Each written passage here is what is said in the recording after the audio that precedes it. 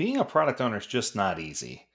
Since I started working as an agile coach, I felt that coaching a product owner is probably one of the most challenging things on the planet, especially in software development. In software development, most people misunderstand the critical traits of a product owner, and it's hard to change their perspective. In my case, I work with companies all over the world, and I can tell you sometimes it's very difficult to get someone who's from a different culture or a different age or someone who just doesn't understand how to be the product owner. What I found in a lot of technical companies is that sometimes they'll take the least technical person and try to make them the product owner because they figure that's the role that they could fulfill and not lose that individual. Now, this is really interesting, but I want to try to break out some essential skills. In fact, let's do three. We'll do three essential skills of a product owner based on all the things that I've seen, right? So I think we have to start with a little bit about how we consider the product owner critical, or why do we consider the product owner critical, right? Scrum defines three essential roles: the product owner, the scrum master, and a developer. Although there must be more roles in building products and services, these are the essential ones to practice Scrum or Agile and achieve significant performance. The reason for the product owner is very simple: increase the product value through decision making. She becomes the CEO of her product, and the CEO's responsibility is to make decisions. The product owner must be visionary and determine where the product should head.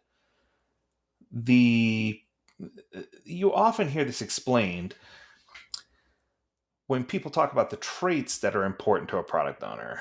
So, at the end of a 2 day CSPO course, I've interviewed people before and asked them, okay, what's the most important traits about a product owner? And I got all kinds of answers, everything from decisive to visionary to resilient to leader to accountable, tons and tons and tons of different traits, right? But if you start thinking about breaking it down and getting to the essential skills, you need to know what is the most important thing that a product owner should know how to do. And I think I'm going to break it down this way. I'm going to give you these three skills. So, skill number one is domain knowledge. The first skill has to be this.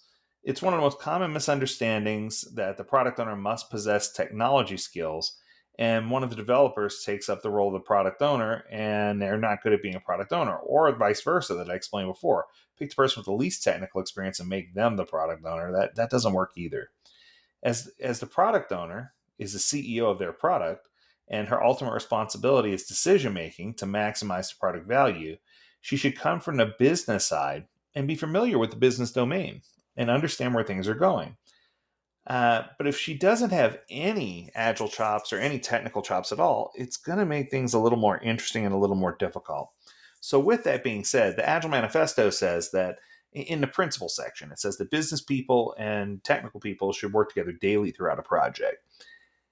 Agile is designed to be built around collaboration and communication between business people and technical people. You've just got to get that down. And if you can't get that down, that's going to become one of the thorns in your side that's going to cause you to not have success. Let's go to number two: exceptional communication. As the product owner represents business people and bridges between business and technology, she must have great communication skills. If the product owner is not a great communicator, the project or product will be doomed. I can tell you, there's so much disaster when people start engaging in, oh, did you hear what they said? Why did they say that? Or whatever the case may be. You need to have good communication. You need to make sure this person is able to communicate at the same level that people doing the work. And you need to make sure that everyone's on the same page, because this person needs to meet people where they are, wherever they are on a bridge, whether they're just understanding the basic technology or whether they're deep into technology and not understanding the vision. The product owner's role is to meet those people where they are. Okay, let's go to number three: product backlog management. A product backlog is the central artifact that consolidates all the information related to the product, such as requirements, estimation, communication. What Agile doesn't define is documentation standards. It defines the information silo that creates this as the product backlog.